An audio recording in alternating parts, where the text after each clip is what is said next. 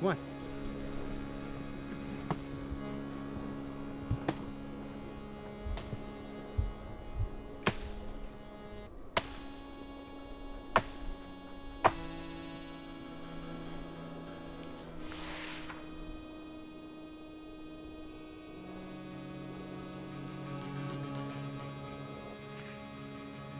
The villages of Petty Harbour, Medicsco were only 20 minutes outside the capital city of Newfoundland.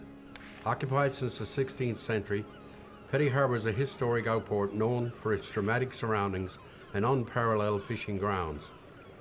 With a growing population and unforgiving landscape, logging in winter with horses was impossible. And like so many other Newfoundlanders, they adapted.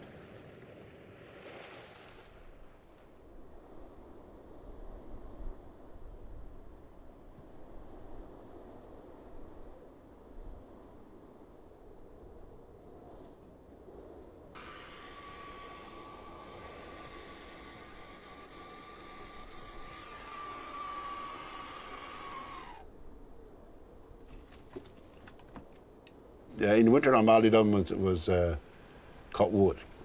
Steady build, cut wood every day, in the woods every day. And with an axe, and no power saw, an axe and a file. And cut the wood and stand it up for the next year, right? And then they'd haul it out then. Well, everybody had a team of dogs, just about everybody, right? If they could afford to keep them, right? They became a very, very big part of it when they were for getting the wood out, like, you know, because there was horses here. Some fellas had a couple of horses, right? When it was deep snow and that, they couldn't get there, right? But when you had a good team of dogs, you could get out a lot of wood, right? And they used to be fun, actually.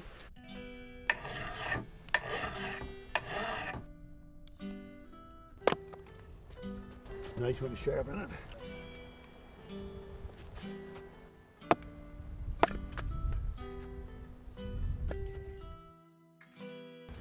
My grandfather and his father and it, and they all had dogs. Well, that was a big important thing for getting the wood out, right? You know, if you didn't have a dog, you had to get it hauled out by hand. We had a dog that worked better. 3 dogs could haul out a good load of wood, right? They were really good to work. They're way different than a regular slide. A slide was slow, but with the runners on the dog head, when they're tipped off, she slides a lot better, right? There was nothing, like all on the line, anywhere handy there was wood was cut. So they kept cutting, going back, right? So they often went just 7, 8 miles sometimes. Or they make them all made by hand. They go down and they cut the knees for them and cut out the runners, get them they find the curve, the natural curve in it, and they bring it to the sawmill and somebody'd saw it for them, right? Asked my uncle, I said, like, why was it called a dog cat? And he said, the dogs haul it, but it moved like a cat.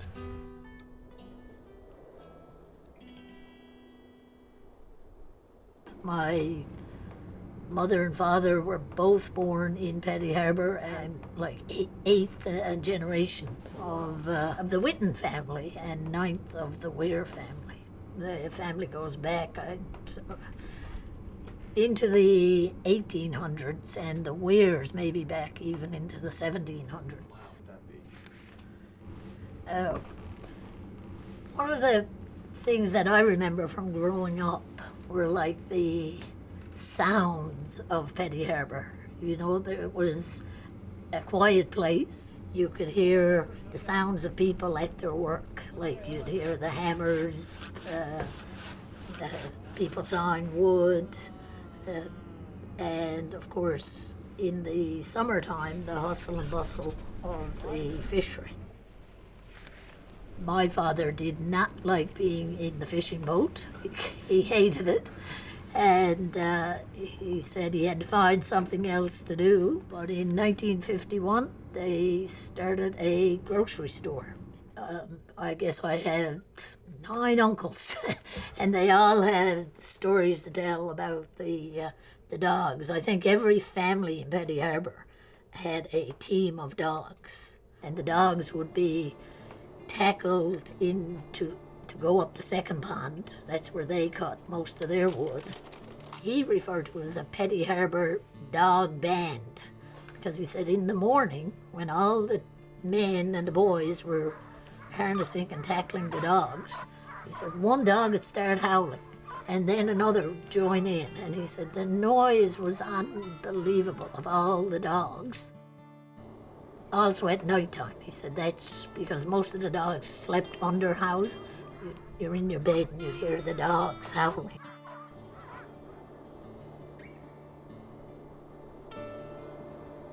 And there was boats going hunting and tours and wood cutting and saws and chainsaws, and it was hauling wood all over the place. It was like, I always described the Petty Harbour that I grew up in as busy. It was always busy. 24 hours a day, 8 or 9 months of the year, it was impossible to sneak into Petty Harbour. There might have been a bit of a lull in the months and weeks leading up to Christmas, but as soon as Christmas is over this time of year, people got busy again. The seasons in Petty Harbour definitely defined the work. They always did, and it was like, and like most of rural Newfoundland, I would say, because Petty Harbour, for all intents and purposes, lived in my lifetime as a rural place. It was just constantly defined by what was going on in the outdoors, and it not only drove the economy, what people did for a living, it also was socially what people did. When I was a kid in Petty Harbour, there was dogs everywhere, and all different kinds of dogs. But it was kind of a notably odd thing to have a dog that didn't have a job. When they weren't working, they were hunting or whatever, they were generally just roaming around or doing stuff, whatever. And they're kind of part of the community, part of the landscape, Because my grandfather and his brother were the first sort of people to look after the hydroelectric plant up there, the Doyles weren't really fishermen.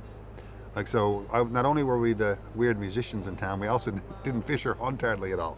And so there was dogs around, but we never had dogs the way most hunting families or fishing families would have had in Petty Harbour.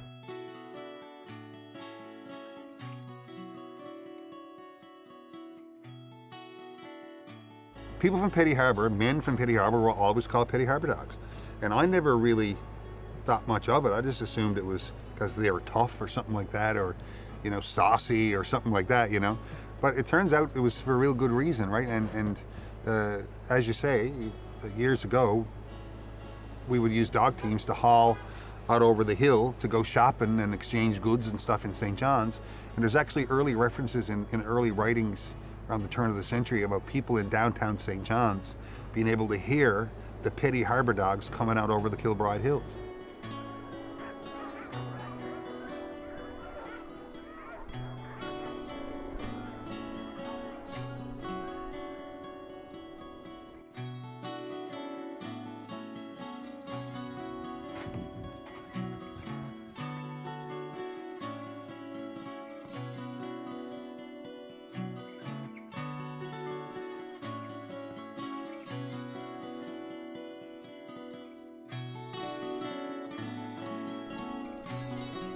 My name is Byron Ruby. We're at Ruby Lumber in the Goals, and I've been here for 44 years operating a lumber business, and I might make it to 45.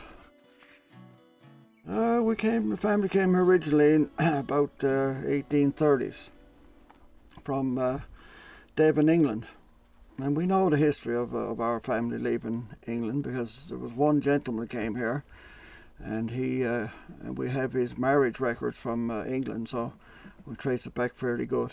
We were just subsistence farmers, We thought we were rich. We had lots to eat. We had a place to live, but it was very, very little. But my interest in or feeling about the relationship between people in Petty Harbour and our families was there was a very close relationship. They were, there was, of course, some of them were actually relations, the Rubys married the people from Petty Harbour, and, it was a close relation that way. But this was always my feeling, or my father's attitude towards it, because he had really good friends down there in the harbour. Billy Lehman was one of them, because there was an integral part of survival was we'd get fish from the fishermen, and we'd be supplying vegetables. The farms here would be supplying vegetables, so You know, that's the way it worked. We were supplying meat and vegetables, you know, because with cattle and the Ruby line, there was cattle and sheep and goats and everything. So what we was famous for was the dogs, and you know, there were so many dogs down there. Well, everybody had dogs, but Petty Harbour, the place was crawling with dogs, you know, and they'd be all going just wild when I was down there as a young fella. That's what I do remember my father telling me, that they'd be going in with the big horses, and maybe 2 horses hooked in, and the fellas with the dogs and the slides, they used to jokingly complain that they used to put such big ruts down, especially on a mild day in the winter. The slide ruts from a horse would freeze, and then the dog slides would go down and maybe break a runner. But they used to be complaining, you know, don't be going in and ruining our path, right? So that's what I remember my father telling me.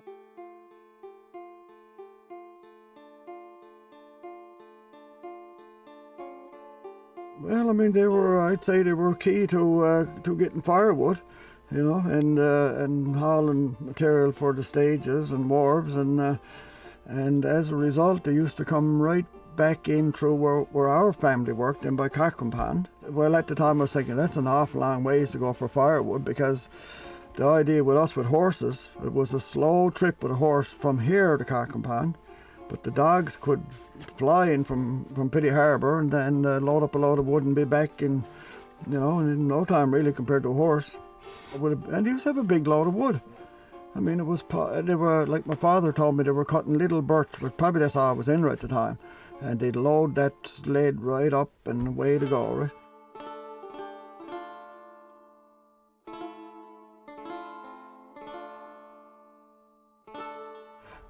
Yeah, I've been cornered by him. Dogs were a big problem, and that's not that far back.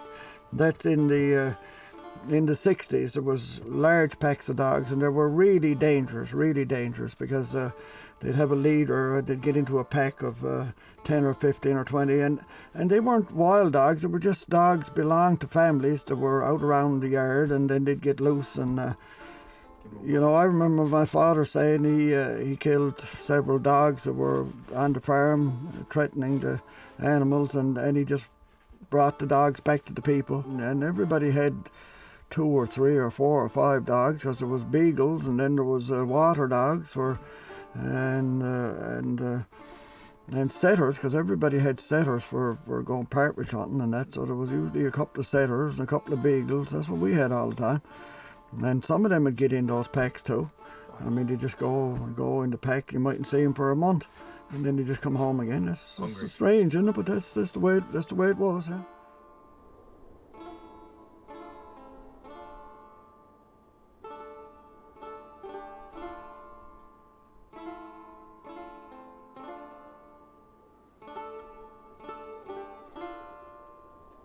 This road that Herbie's is on is the Long Run Road. So getting up to Second Pond, he said it was always a bit of a race. You know, there was always one pack out in front. The fastest team of dogs belonged to John Whitten, or also known as Johnny Whitten, who was my great uncle, my grandfather's brother. And on the 2nd of February, in 1956, John Whitten drowned in Second Pond, returning with his wood with the dog team.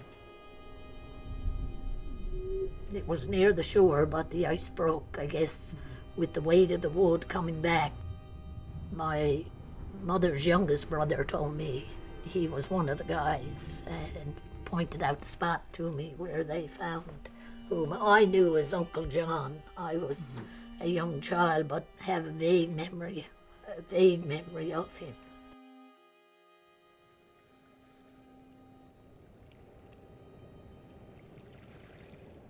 And the Chafes have been here since the 1700s, one of the first families that actually sort of landed here. And as far as I can remember and trace back, my family, my father, my grandfather, his grandfather, have been fishermen.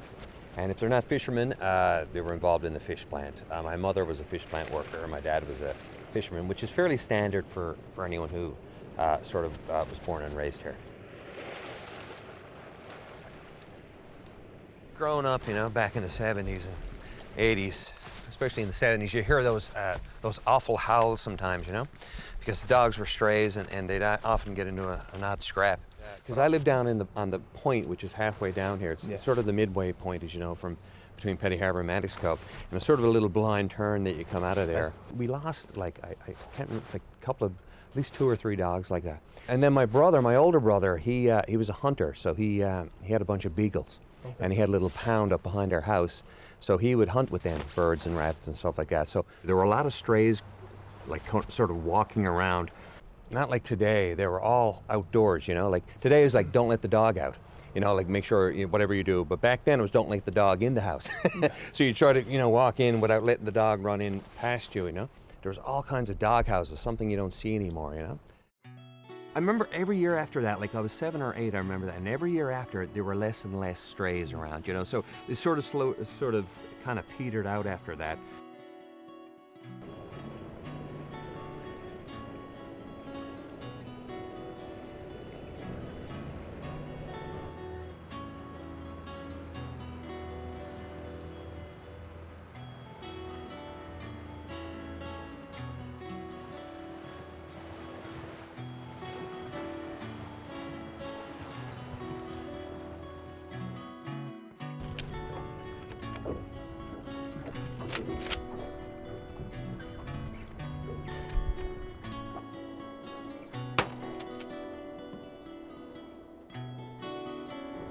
My first few ducks that I ever shot was right here, right on this rock here, and I was in the winter time. I was only about, I don't know, 12 or 14 years old, 16 years old probably, right?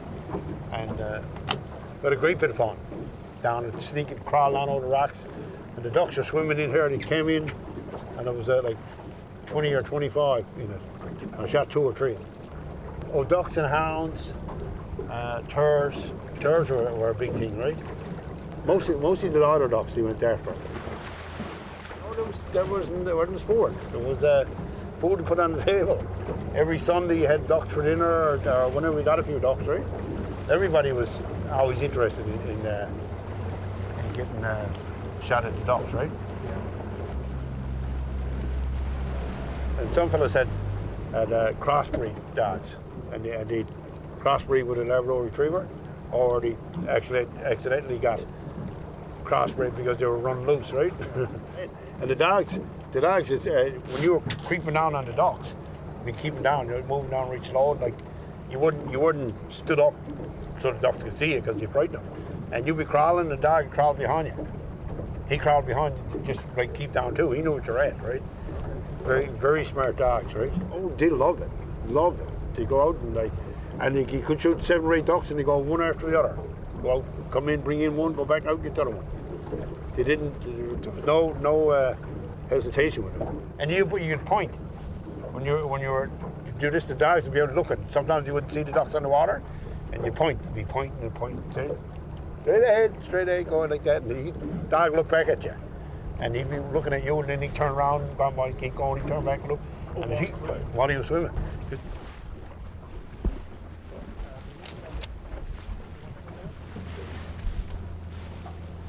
All right.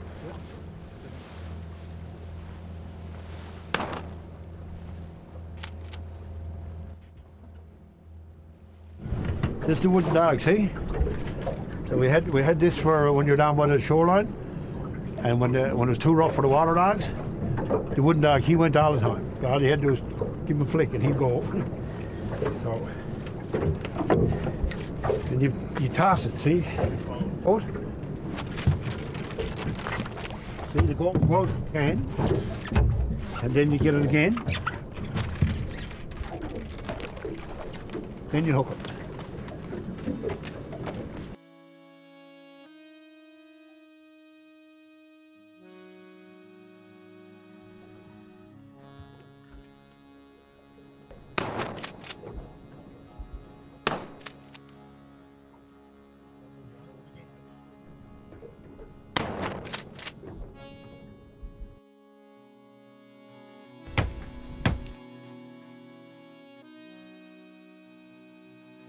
Petty Harbour looks from the air almost identical as it did in my lifetime and probably in my father's lifetime. You know, it's not like there's a meadow, you know, in the history of my mind that now has a shopping mall on it. You know, the work is completely different than it was when I was growing up. There's no axes, chainsaws. There's ATVs for hauling them out, and like we were hardy then, so we didn't mind going in the woods, and we were finding strong and hauling wood out, right? If you're going to live in a place like Petty Harbour, especially, you know, a generation ago, that means you are willing and eager to subject yourself to what Mother Nature wants to offer you. You know, but when we were doing it, it was more